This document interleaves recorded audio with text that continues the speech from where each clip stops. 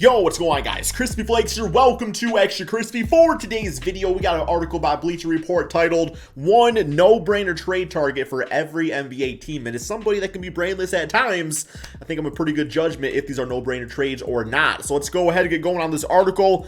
Want to let you guys know too, man, because not everybody realizes this, but I have another channel, Crispy Flakes, that I've been uploading on daily. A lot of good NBA content over there. So Crispy Flakes, go check out those videos too, man. You're absolutely going to love them. But let's get going on this. So the first no-brainer is Atlanta Hawks with Rudy Gobert. Hell no, man. I don't want Rudy Gobert on the Atlanta Hawks, and this is the reason why. Okay, for one, they already got like Walmart Gobert and Clint Capella, which is fine, especially for the money. But also, I still think Okongwu has Bam Adebayo tendencies, and they need to give him a chance, man. Like, straight up Rudy Gobert is 30 years of age. No idea how he is going to age. I do know he's due a lot of money, obviously.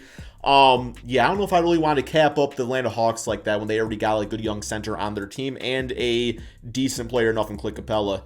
Here we have Boston Celtics with Malcolm Brogdon. I actually really like this fit a lot. Just because he is like a combo type of guard that I think would do amazing in the backcourt with Marcus Smart. You know, at times Marcus Smart can hold the basketball, Malcolm Brogdon, both those guys can play off ball. You're not going to clog anything up either for Jason Tatum. So, yeah, I like that. It's a really good trade target. Assuming they, well, obviously got to give up something to get something. But, yeah, we're just assuming they can come up with a finesse type of trade. Next up, we have the Brooklyn Nets getting OG. OG on the Nets. I mean, I guess what I do like about him joining the Nets is that it does give them, you know, a future beyond Kevin Durant. Obviously, they got Ben Simmons also, so that's a nice little future right there, just that by itself. As far as, like, what they would give up, though, like, I'm trying to, like, think of the scenario where what pieces do the Nets have that the Raptors would want for a guy like OG. I don't know if that trade actually exists. Next up, we have the Charlotte Hornets with Miles Turner. Yeah, Miles Turner fits on a billion teams. Charlotte Hornets have been looking for their guy for a while now at that center position. Mason Plumlee was a failed attempt. And, yeah, Miles Turner fits in exactly what they need. I'd also like them to go for maybe somebody like a Mo Bamba or somebody along those lines. I think that'd be pretty useful, too. Even a Valanciunas. We got Rashawn Holmes for the Chicago Bulls. So, last I heard, the Bulls are interested in going after Rudy Gobert. I think Rashawn Holmes is a much cheaper option, and he's still getting a lot of good things out, you know, with him. I think when he was part of that Kings rotation this previous season, you know, the year before he was looking really good, but this season, you know, it seems like maybe they're going to move on to something else, especially having some bonus on the team now. So, yeah, I think the Bulls going for Rashawn Holmes makes a lot of sense. Next up, we got Cleveland with KCP. So, an NBA champion knows his role. Can play that 2 or 3 spot, can provide just pretty good defense. Yeah, I actually think he could be maybe even a decent mentor for a guy like Isaac Okoro, given play styles and everything. Next, we have the Dallas Mavericks with Anthony Davis. Okay, so obviously if you can get Anthony Davis for a good price, you want to go for it.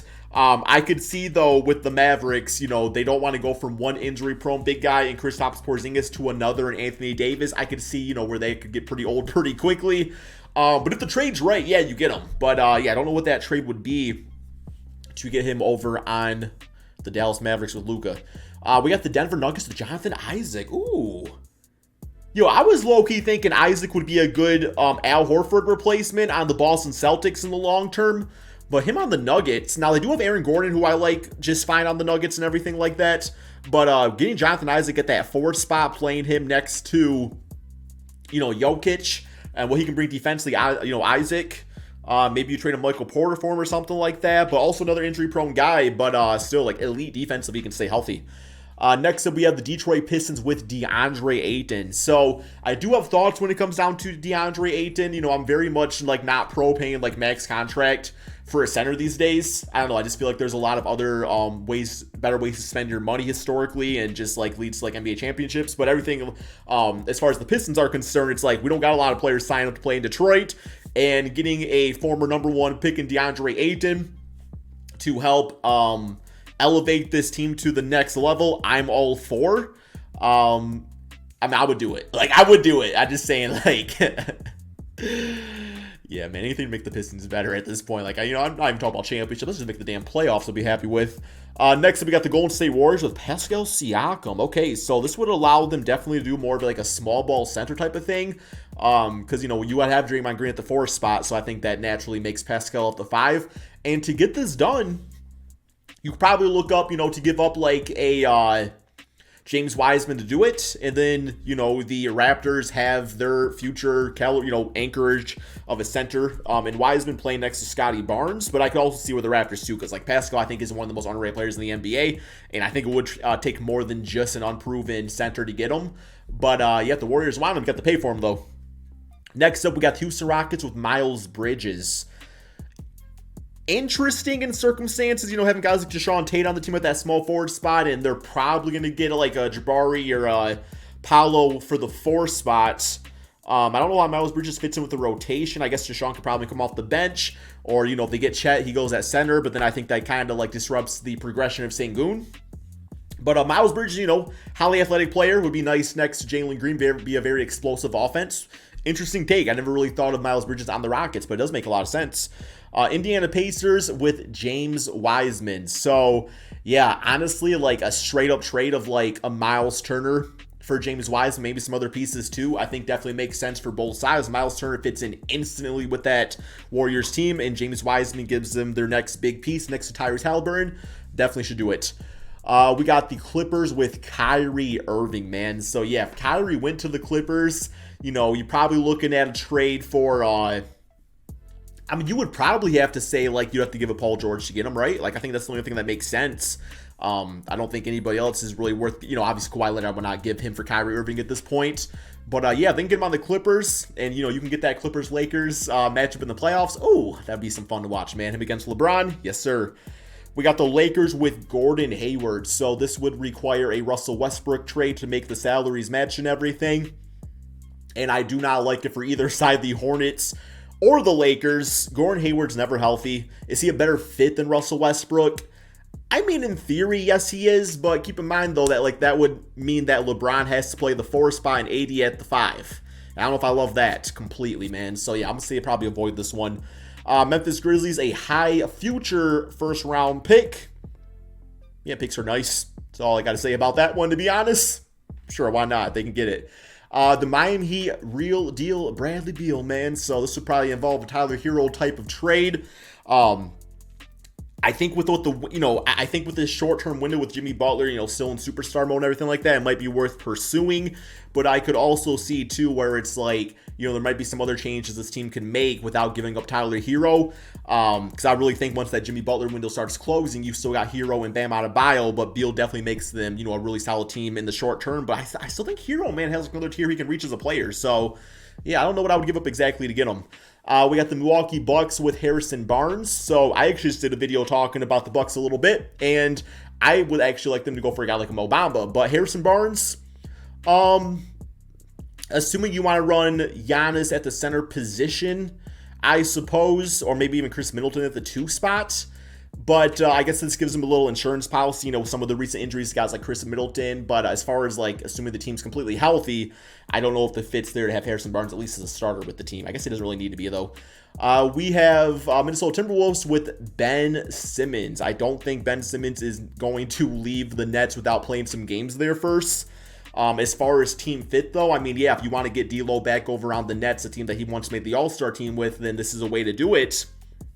And having Ben Simmons next to Anthony Edwards and Karl-Anthony Towns, I think actually makes a lot of sense. So, yeah, I'm there for it. Next, we got the Pelicans with Jeremy Grant. I hate this, actually, because I'm not saying that, as a Piston fan. I'm all for trading Jeremy Grant. I'm actually pro it, but I don't like the fit for the Pelicans. Having Zion at the 4, Ingram at the 3. You got CJ McCollum, who obviously can play some point guard or shooting guard. I know they could do, CJ at point guard, Ingram at the 2 with Jeremy at the 3, be a very lengthy team. Actually pretty similar maybe to the Raptors style of offense. But I don't know if it's the optimal choice right here. I think there's probably some better choices out there for Jeremy Grant and for the Pelicans. We got the Knicks with Donovan Mitchell. Man is from New York. I know they would love to have him over there. I'm all for it as long as it does not involve the Knicks giving up RJ Barrett. I would not do that. I think just to bring Donovan Mitchell and gut the rest of the roster be pretty reminiscent of Carmelo Anthony and what happened with that. So, yeah, you can bring Donovan Mitchell, just don't give up the entire team to do so. We got the OKC Thunder, James Wiseman. Once again, perfect fit. That's what this OKC Thunder team needs is their go-to big guy. Now, obviously, they can get that in the draft and everything like that, but let's say they get a Jabari and you can bring in James Wiseman. Obviously, I give up some picks or whatnot to get James Wiseman on the team, which might make a lot of sense, actually, for the Warriors to do. But damn, bro, you can have, like, Shea, Giddey, Dort. Let's assume, like, Jabari at the 4 or Paolo at the 4, James Wiseman at the 5. That's a very dangerous team in a few seasons, maybe even right away. We got the Magic with Buddy Hield. Yeah, I don't really like it. It says right here they need some three-point shooting. But I don't know. This team already has a lot of guards on the team. They already have guys like Terrence Ross, who are veteran shooting guards. That's like, what do you do with them? I think bringing another one might just make things even more confusing. We got the 76ers with Bradley Beal. This would be assuming that James Harden doesn't come back to the team or whatnot. And instantly a good replacement. And you put him next to Joel Embiid. Very dangerous team.